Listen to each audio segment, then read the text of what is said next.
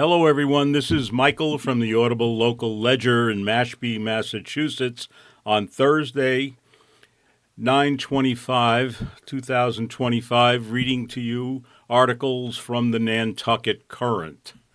First article: Sea nettle jellyfish return to Nantucket waters in huge numbers. An article by Jason Graziadei. The Atlantic sea nettle jellyfish typically show up in the waters around the island in late summer and early fall, and this year they've arrived in huge numbers in Nantucket Harbor and along the north shore of the island. Some observers, including Nantucket Harbor Master Sheila Lucy, the Nantucket Boat Basin's Sarah Santos, and the charter boat captain Carl Boys, told the Current that this year might be the most they've ever seen around the island. The sea nettle, Creosaura kinkachera, is a jellyfish species that can be found along the Atlantic coast of the United States and is considered planktonic, meaning it can swim against the average ocean current. Quote, "It's almost entirely up to tides and current." Marion Mitchell Association Aquarium Manager Christina Norman told the Current, quote, "This year we didn't see an influx in the harbor until the second half of August, when we had a couple of storm fragments that brought strong winds and currents. We typically see influxes late in the summer, and the nettles disperse around mid-September. I've only noticed the nettles dispersing in the last few days. Before then, there were high numbers in the harbor, to the point where we would pump up the harbor water to the aquarium because it was difficult to find a spot along the beach that didn't have sea nettles nearby," end quote. Norman shared the following information about this year's abundance of sea turtles in Nantucket waters. "It is difficult to say what caused this year's influx compared to last year's very low numbers.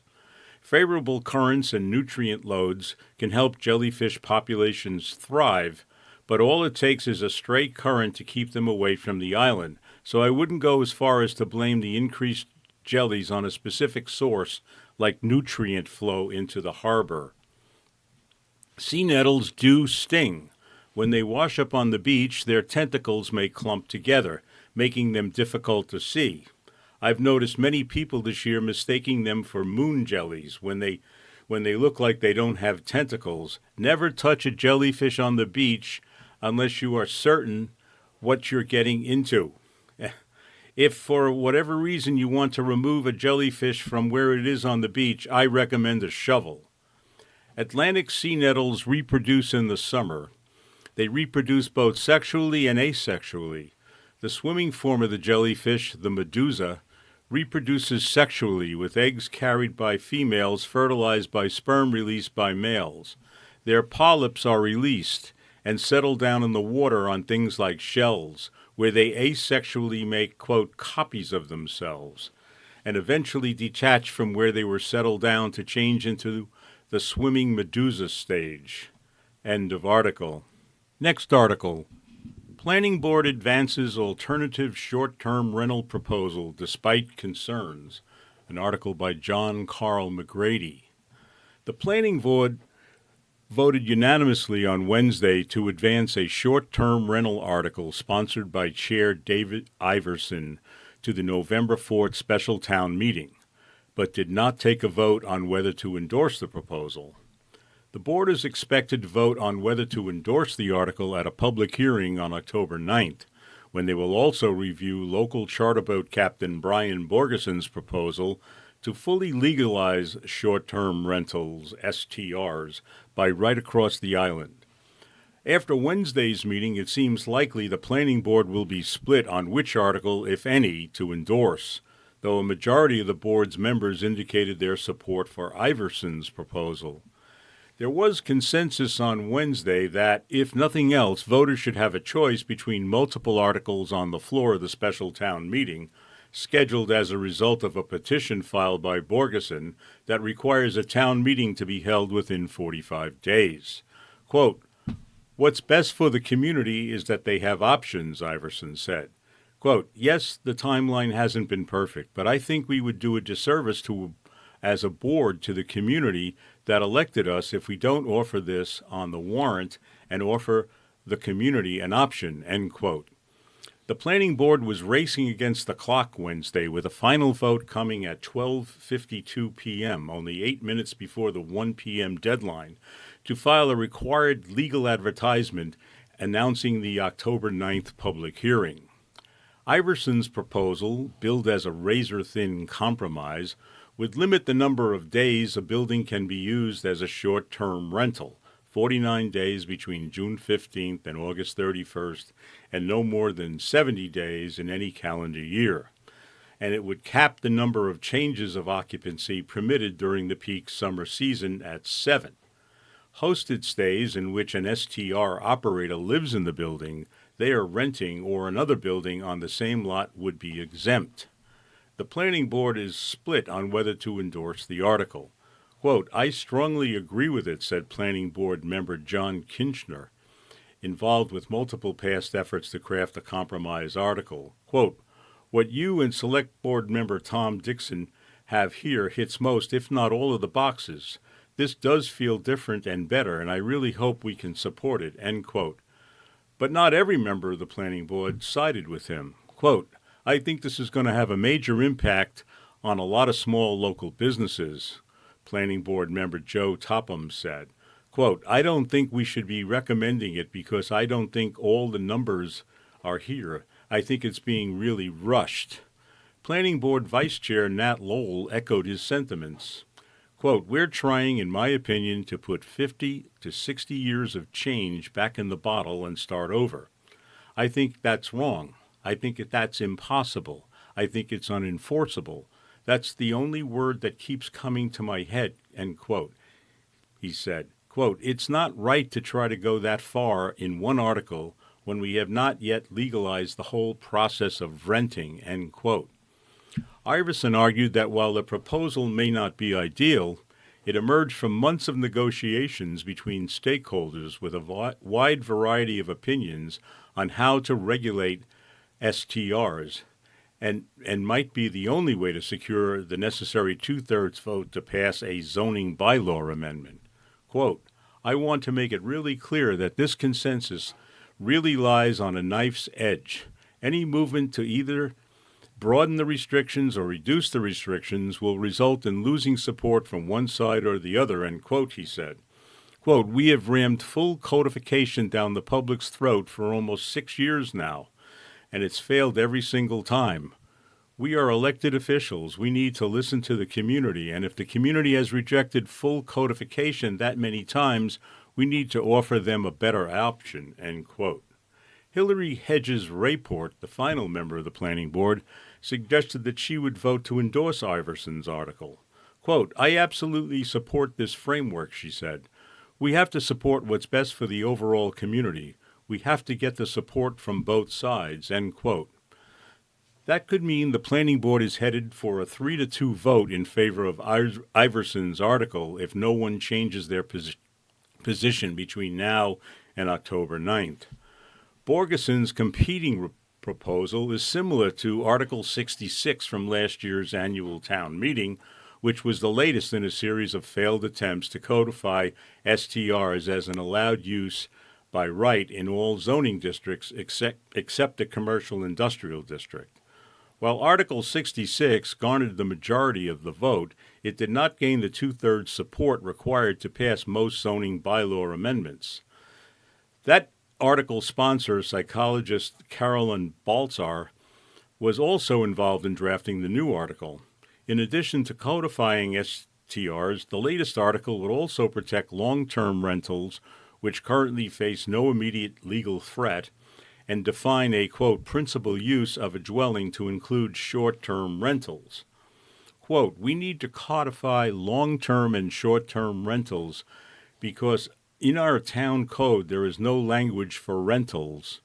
It was taken out in 2015 in a cleanup, said Borgeson, explaining the reasoning behind his proposal. Quote, we don't have zoning for rentals. If you're renting your house right now, it's illegal, end quote. The November special town meeting comes with a heightened sense of urgency surrounding short-term rentals following the June 2025 Massachusetts Land Court ruling in an island resident Kathy Ward's lawsuit against her neighbors and the Nantucket Zoning Board of Appeals, which has thrown Nantucket zoning regulations pertaining to STRs into uncertainty. In her suit, Ward claimed that her neighbor's use of the property as an STR violated Nantucket zoning code. Land Court Judge Michael Vey has now sided with her twice. The town has appealed his latest ruling, and the parties involved reached a deal in July to pause enforcement of Vey's decision while that appeal is pending. End of article. Next article, Nantucket Public Schools grapple with e-bike rules as student usage soars. An article by John Carl McGrady. E-bikes have emerged as a significant issue facing the Nantucket public school system this September, with at least 3 accidents requiring students to be sent to the hospital within the first few weeks of the new school year. The number of students using e-bikes on campus has increased dramatically, and the school lacks the personnel and time to enforce rules that are supposed to regulate e-bike usage. Quote, "We have seen a sharp increase in our e-bike usage across campus, as well as unfortunately inappropriate and dangerous operations of said e-bikes, including young people popping wheelies and riding 2 to a bike in our parking lots, our fields, and on our sidewalks," end quote, Superintendent Elizabeth Hallett said. Hallett said that the school's handbooks have language requiring e-bikes to be walked on campus, parked away from school buildings, and registered with the school. They also require students to take safety classes, but often in part because of staffing limitations, the handbooks can't be enforced. Quote, "We still do not have the ability to enforce these rules with so many students who are currently using e-bikes," end quote, Hallett said. Quote, "We just don't have the adult capacity for supervising. That's my big dilemma, and I'm going to be working on it." In an attempt to reduce crashes and improve safety, the e-bike parking locations for the middle and high schools are being relocated further away from where most students will be walking. Hallett worries, however, that without further intervention, crashes could continue to pile up, a problem exacerbated by the Nantucket Police Department's inability to help enforce e-bike safety near the schools. Quote, "We know that the Nantucket Police Department has its own set of rules and regulations, but there isn't anything yet legally that they can follow up to help us enforce, which is really frustrating as a school district. And I'm fearful there will be more and more accidents," end quote, Hallett said. "We continue to hear every day or to see in the Nantucket Current that there are more accidents happening, and I just fear for the safety of our kids," end quote. At the 2023 annual town meeting, island voters rejected Bruce Mandel's citizen petition to ban electric bikes, scooters, and other motorized devices from Nantucket's bike paths. Numerous attendees criticized the potential ban and the concept of forcing e-bike users onto busy roads, such as Milestone Road and Fairgrounds Road. During this year's annual town meeting, voters passed a general bylaw amendment to limit the speed of e-bikes and similar vehicles to 20 miles an hour on town bike paths and sidewalks. The bylaw also requires that when e-bike riders come within 10 feet of a pedestrian or other cyclist, quote, "the rider shall reduce speed and pass with caution and not in excess of 5 miles an hour more than any pedestrian." It is unclear whether the police have ever enforced that bylaw since its passage in May. End of article. Next article, Judge rules Revolution Wind can resume construction work. An article by Colin Young. 1 month after the Trump administration ordered all work to stop at the Revolution Wind project, a federal judge said Monday that the construction of the offshore wind farm intended to serve Rhode Island and Connecticut can resume. The ruling from Judge Royce Lamberth of the U.S. District Court for the District of Columbia means Revolution Wind can restart construction while parent company Ørsted pursues its lawsuit over the August 22nd order from the Trump administration. It comes as federal officials are also scrutinizing other projects that could eventually benefit Massachusetts, including New England wind and South Coast wind. Attorney General Andrea Campbell's office has also been involved in a lawsuit challenging the Trump administration's January directive ordering federal officials not to issue permits for wind projects before a completion of a, quote, comprehensive assessment of leasing and permitting practices. Quote, Revolution Wind will continue to seek to work collaboratively with the U.S. administration and other stakeholders toward a prompt resolution, end quote, the company said in a statement. Revolution Wind will resume impacted construction work as soon as possible, with safety as the top priority.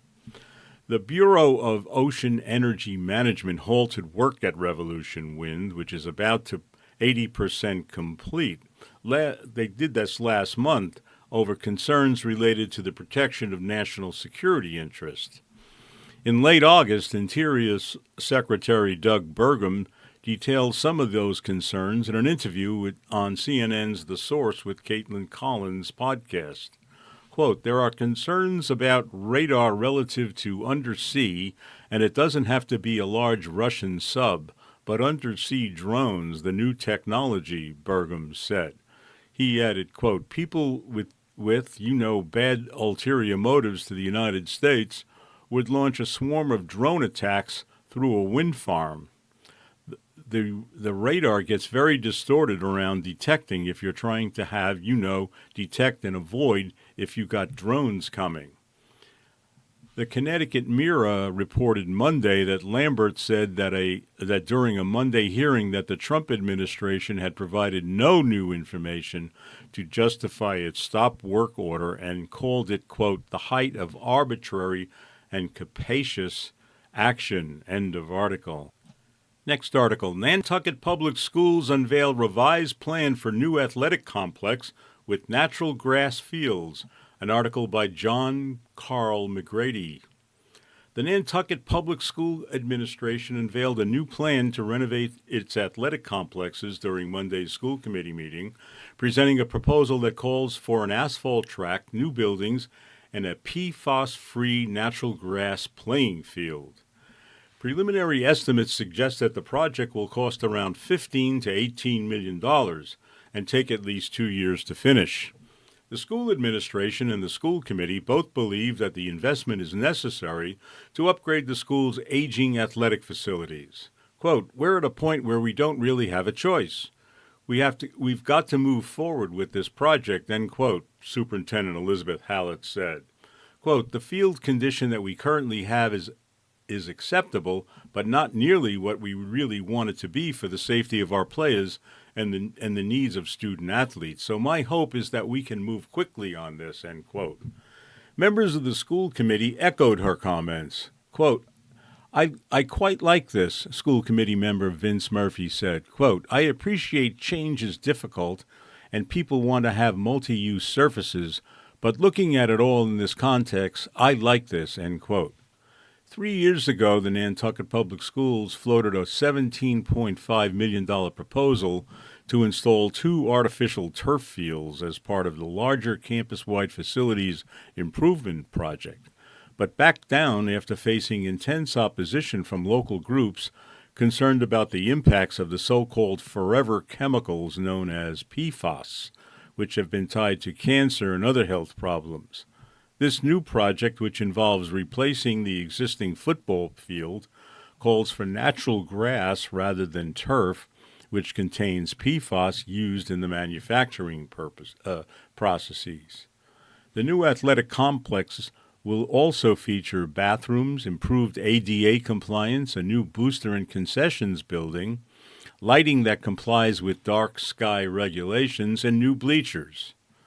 NPS Nantucket Public Schools will need the support of the voters at the upcoming annual town meeting next May to proceed with the project. Some opposition has already materialized. Quote, if they put a track around that field, the football field, they will be making the hugest mistake that they could be making, end quote, Select Board Vice Chair Matt Fee said at a recent Select Board meeting. Quote, We have the nicest venue to play at and to view sports at. If we put a track around it and everyone's going to be 30 to 40 feet away, I think that we should be very careful about turning that into what everybody else has. I think we have something that's unbelievably special, end quote. Additionally, construction will disrupt several high school sports and classes, forcing teams to find alternative locations for their games. Quote, it's going to be tricky, and it's not going to be an easy project, end quote, said Nantucket Public School Director of Facilities and Grounds, Chip Clooney. Quote, those fields are used throughout the school day, and it's going to be an invasive process as far as our day-to-day routines. But in the long run, we'll have a beautiful stadium with a track, and it will be great. End of article. Next article, more on the short-term rental issue. Latest short-term rental proposals coming into focus for November special town meeting. An article by John Carl McGrady and Jason Graziadei. A fall special town meeting on Nantucket is now confirmed, as the town has finished certifying the necessary 200 signatures on a petition by local charter boat captain Brian Borgeson that requires one to be held within 45 days. The special town meeting looks to feature at least 2 competing articles that seek to address short-term rentals on Nantucket. Borgeson's proposal and an alternative spearheaded by Planning Board Chair Dave Iverson. Other articles, including one written by Island attorney Arthur Reed, may also be submitted before the Select Board closes the STM warrant, which is likely to happen within the next week.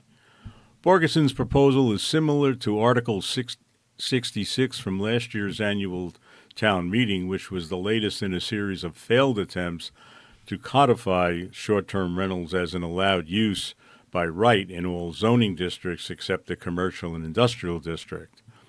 While Article 66 garnered the majority of the vote, it did not gain 2/3 support required to pass most zoning bylaw amendments. That article's sponsor, psychologist Carolyn Baltar, was also involved in drafting the new article. In addition to codifying STRs, the latest article would also protect long-term rentals, which currently face no immediate legal threat, and define a, quote, principal use of a dwelling to include short-term rentals. We need to codify long-term and short-term rentals because in our town code there is no language for rentals. It was taken out in 215 in a cleanup, said Borgeson, explaining the reasoning behind his proposal. We don't have zoning for rentals. If you're renting your house right now, it's illegal. Despite 6 previous failed attempts to codify short-term rentals in Nantucket's code, Borgeson suggested that things might go differently this time because of the urgency, he said, following the 2025 Massachusetts Land Court ruling in Island resident Kathy Ward's lawsuit against her neighbors and the Nantucket Zoning Board of Appeals that has thrown Nantucket zoning regulations pertaining to STRs into uncertainty. In her suit, Ward claimed that her neighbor's use of their property as an STR violated the zoning code. Land Court Judge Michael Vey has now sided with her twice. The town has appealed his latest ruling, and the parties involved reached the deal in July to pause enforcement of Vey's decision while that appeal is pending. The difference is we have the ruling by the judge, Borgeson says. My clients who came out this year after the ruling said, quote, are we going to be able to come here next year? We only come for 5 days. Do they want us here? There's a ton of uncertainty. And the answer I want to tell them is yes, keep coming and do what you've done for the past 35 years. Meanwhile, Iverson has spent the last several months meeting with stakeholders in the STR debate in an effort to craft what is being billed as a compromise proposal, which neither allows STRs as a primary use across the island nor bans non-owner-occupied STRs as Vey's decision might.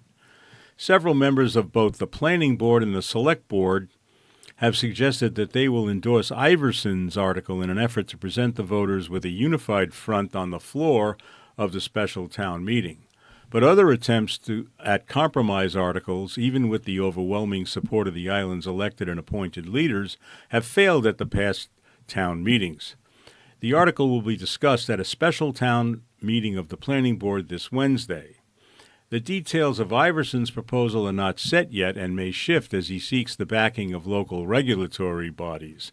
However, drafts posted as part of the Planning Board's agenda packet suggested that the article would limit the number of days a building can be used as an STR, 49 days between June 15th and August 31st, and no more than 70 days in a calendar year, and cap the number of changes occupancy permitted during the peak summer season at 7. Hosted stays where an STR operator lives in the building they are renting or another building on the same lot would be exempt. The certification of the signatures on Borgeson's position caps months of uncertainty around whether Nantucket would have a special town meeting this fall, with the Select Board initially planning for one and then backtracking after hearing from their attorneys that no one had indicated an intention to call a special town meeting. Under Massachusetts law, a special town meeting may be called by 200 or more citizens, regardless of any objections from the Select Board if they choose to do so. The meeting must be held within 45 days, despite the often enormously challenging logistics. End of article. Final article. Can Nantucket really hunt enough deer to help fight food insecurity? And will people eat all that venison? An article by John Carl McGrady. The Ack Deer Management Project, a small year-old collection of concerned islanders looking to address the overpopulation of deer in Nantucket, wants to help hunters take 2,000 deer a year on Nantucket and donate a large chunk of the meat to food-insecure island residents. Currently, hunters are taking fewer than 900 deer a year, which could mean that ACT deer would need to process up to 1,100 deer each year. But what would it actually look like to process over 1,000 deer for consumption on Nantucket? The nonprofits working to address food insecurity on Nantucket believe that venison could be an important part of their larger efforts. It's certainly helpful, food pantry manager Ruth Pitts told The Current. Quote, "The addition of venison is fantastic. In past years, we've benefited from the deer program for sure." Meg Bowers, Director of Development and Operations at Nourish Nantucket, also spoke positively about the program. She added that Nourish is working to secure a permanent building that could serve as a base of operations for food insecurity efforts on island, and that their search for a building definitely takes venison processing into consideration. Quote, "We're just trying to connect that final dot to get the venison into the hands of people who need it." Efforts to address Nantucket's enormous deer population, the densest in the state, are gathering steam. ACT Deer is working with the Nantucket Conservation Foundation and the Land Bank, as well as Nourish. While no one interviewed for this article was able to confirm the timeline, representatives from various organizations expressed optimism about the prospects of establishing a professional-grade venison processing facility on the island in the near future. The Land Bank is also considering pursuing deer damage permits, which would allow them to let sub-permittees kill deer on their extensive island properties outside the regulated hunting season. And the deer season itself was expanded by a full month on Nantucket to encourage hunters to kill more deer. However, it's unclear how many people need or even want the venison on Nantucket. Part of our program is not just to hand out ground venison, but to provide recipes. A lot of thought is going into that. Levitt said ACT Deer wants to distribute meal kits and offer cooking classes, initiatives that Browers and Pitts both independently suggested as well. This has to have sautéed onions, carrots, and garlic, Pitts said. That's a lot to go into making these palatable meals. The venison donation program already made a difference this year when the amount of meat donated was far lower than what the ACT Deer management had proposed. An expansion of the program could have even more of an impact, and Levitt said that based on his conversations with local food insecurity groups, distribution is feasible. Thank you very much for listening. That's all I have for today. See you next time. This is Michael signing out from the Audible Local Ledger in Mashpee, Massachusetts.